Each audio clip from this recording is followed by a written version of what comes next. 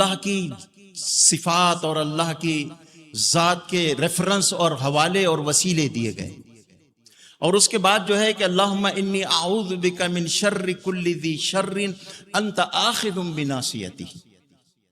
ए अल्लाह, मैं हर उस शर से पनाह चाहती हूं या पनाह चाहता हूं जिसकी लगाम आपके हाथ में है। देखिए, कायनात में कोई शर अल्लाह के दस्ते कुदरत से बाहर नहीं है। तमाम शयातीन, तमाम दज्जाल, तमाम खबीस अरवाह, तमाम साहिरीन, तमाम तमाम तमाम शर अल्लाह के दस्ते कुदरत में है। अपनी मसलहत से किसी के लिए कुछ छोड़ता है और फिर खींचता है। तो आज ये दौर शर से और फसाद से कितना भरा हुआ है। फरमाया कि बेटी, जब तू लेट तो ये दुआ करके अल्लाहुम्मा इन्नी आऊज़ु बिका मिन शर्रि कुल्ली ज़ी शर्रिन अंत आखिज़ुम बिनासियतिही। ए अल्लाह, मैं हर उस शर से पनाह चाहती हूं जिसकी लगाम आपके हाथ में है। ये यकीन के साथ में अल्लाह जब इंसान मांगेगा उसको, तो हो सकता है कि उसकी तरबियत और आजमाइश के लिए कुछ हालात आए, लेकिन बदअंजामी से इंसान बच जाएगा, ये तय। अब हमारी जो खवातीन यहां पर आई हैं, हमारी माएं बहनें, अब के मेरे ये उम्मत की उस अजीमुशान खातून हजरत फातिमा को अल्लाह के रसूल ने ये दुआ याद दिलाई थी, मैं भी याद कर लूंगी। और अपने हर नेक अमल का, जिसने उस नेक अमल को उम्मत में चलाया, खुद ब खुद उसको उसका अजर पहुंच जाता है। जब हजरत फातिमा रजी अल्लाह अन्हा को इसका अजर पहुंचेगा कि मेरे प्यारे अब्बा की उम्मती, फना उम्मत की फना औरत ने सोने से पहले मुझे सिखाई हुई इस दुआ को पढ़ा है और मुझे आज उसका खबर में सवाब मिल रहा है, तो आप सोचो कि उस आलमे कबूलियत में उनके लिए यकीनन कभी न कभी आपके लिए दुआ के अल्फाज निकलेंगे। हमारे हजरत पीर साहब रहमतुल्लाह अलैह ने फरमाया था कि देखो, ईसाले सवाब का एक फायदा यह होता है कि वो आलमे कबूलियत है और ये सब अल्लाह के मकबूल बंदे हैं और मकाम कबूलियत में है। वहां उनकी अरवाह को जब बार बार आपसे राहत और फरहत और मसरत पहुंचती है ईसाले सवाब के जरिए से, ये खत्म खाजगान क्या है, यही है। तो उनकी रूहों की मसरत से एक दुआएं निकलती है उस आलम कबूलियत में, और वहां दुआ रद्द नहीं होती है। वहां की दुआ वो इसलिए कि वो आलम कबूलियत है और वो मकाम कबूलियत में, वहां की दुआएं रद्द नहीं होती हैं। इसीलिए कहते हैं कि एहतमाम के साथ में ईसाले सवाब का। तो अब हमारी जो माएं बहनें हैं, अब वो इन दुआओं का एहतमाम करेगी। अल्लाहुम्मा अंतल अव्वलु फलैसा क़ब्लक शै व अंतल आखिरु फलैसा। इसी दुआ का जुज़ है, मैं सिर्फ अरबी सुना दे रहा हूं, आप ढूंढ लीजिए। हमारी बहनों के लिए खास तौर पर आज का ये तोहफा है। और वो भी इस बात का ख्याल रखें कि हजरत वाला के इस गुफ्तगू की गहराई को समझने की कोशिश करें। अल्लाहुम्मा अंतल अव्वलु फलैसा क़ब्लक शै व अंतल आखिरु फलैसा बअदक शै व अंतल ज़ाहिरु फलैसा फ़ौक़क शै व अंतल बातिनु फलैसा दूनक शै इक़्दि अन्नी द्दैन व अग़निनी मिनल फ़क़्र। ए अल्लाह, मेरे ऊपर जितनी जिम्मेदारियां हैं, कर्ज जो है सिर्फ कर्ज, पैसा लेने का नाम कर्ज नहीं है, हर किस्म की जिम्मेदारी कर्ज है इंसान के ऊपर।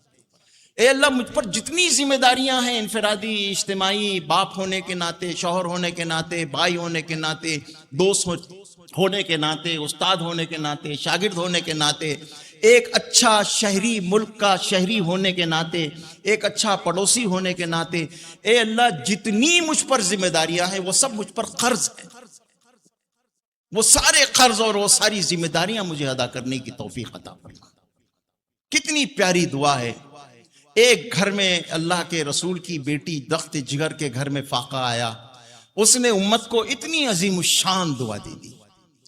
हजरत फातिमा के जरिए से औरतों को तो इबादात की और दुआओं की लाइन से ऐसी प्यारी प्यारी चीजें मिली है और उन्होंने उसके लिए बहुत कुर्बानी दी थी।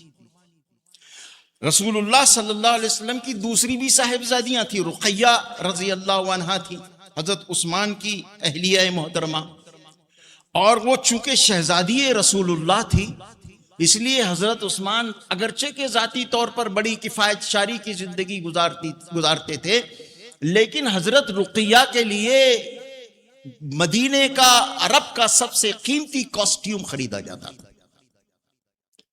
और ऐसा कि एक दफे जो लिबास हजरत रुकिया को पहनाते थे हजरत उस्मान, फिर दूसरी मर्तबा नया लिबास उनके लिए आता, इसलिए कि वो शहजादी रसूलुल्लाह थी। तो हजरत रुकिया से वो चीजें नहीं मिली जो हजरत फातिमा से मिली रजी अल्लाह अन्हुमा।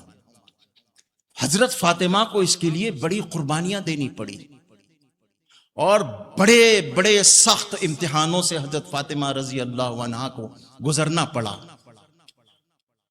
हजरत फातिमा की जिंदगी इस उम्मत की औरतों के लिए, परेशान हाल उम्मती औरतों के लिए, हालात से जूझती हुई उम्मती औरतों के लिए, बीमारियों से, कर्जों से, बेरोजगारी से, तंगदस्ती, परेशान हाली से जूझती हुई हमारी उम्मत की खवातीन के लिए बेहतरीन नमूना है हजरत फातिमा रजी अल्लाह अन्हा की जिंदगी में। और वो जो तोहफे अल्लाह के रसूल ने उनको दिए हैं और उनकी उन कुर्बानियों के सदक़े तुफैल में जो उम्मत को ये तोहफे मिले हैं, इसकी कदर हमारी माओं बहनों को करनी चाहिए। हजरत फातिमा की जिंदगी, उनकी सीरत, उसको पढ़ते रहना चाहिए बार बार। और क्या क्या चीजें, क्या क्या तालीमात उनको अल्लाह के रसूल ने दी है, उन तालीमात को समझने की, उनको जिंदगी में लाने की कोशिश करनी चाहिए। अल्लाह ताला इन मजलिसों की और इस मजलिस की खास तौर पर हर दीनी मजलिस की अल्लाह कदर करने की तौफीक अता फरमाए और अपनी जिंदगी में एक तब्दीली लाने की हमारी माओं बहनों को भी। हमारे हजरत वाला को एक इम्तियाजी वस्फ ये भी दिया गया है। बहुत पहले एक दफे हजरत ने एक बयान में फरमाया था कि हमारे उलमा ने हमारी खवातीन को जो उनको मकाम देना चाहिए वो मकाम अपने बयानों में दिया नहीं। औरतों के लिए बयान, हाँ कुछ कर दो, कुछ बोल दो, यानी वो अब, यानी हालांकि ये लफ्ज बहुत गलत है, लेकिन मैं जो बोला जाता है, मैं कुछ कलमे नमाज की सिफात की बात कर दो। अरे कलमे नमाज की बात ऐसी कोई मामूली बात है ये? नौज बिल्ला। हाँ अंडर, हाँ ये लफ्ज अंग्रेजी लफ्ज हजरत ने बहुत, हालांकि हजरत अंग्रेजी लफ्ज इस्तेमाल नहीं करते हैं, बहुत कम इस्तेमाल करते हैं। फरमाया कि हमने, हमारे उलमा ने, हमारे दीन की बयान का बात करने वाले, बयान करने वालों ने औरतों को बहुत अंडर एस्टिमेट किया है। नाक़िसातुल अक़्ल है, ऐसे हैं वैसे हैं। ये बहुत गलत बात है। ये किस मफहूम में कहा गया है नाक़िसातुल अक़्ल और नाक़िस, उनको अंडर एस्टिमेट करने और उनकी इज्जत घटाने के लिए नहीं कहा गया। तो इस बात का बहुत ख्याल रखते हैं कि जो अहमियत मर्दों को दी जाती है वही ख़वातीन को भी दी जाए।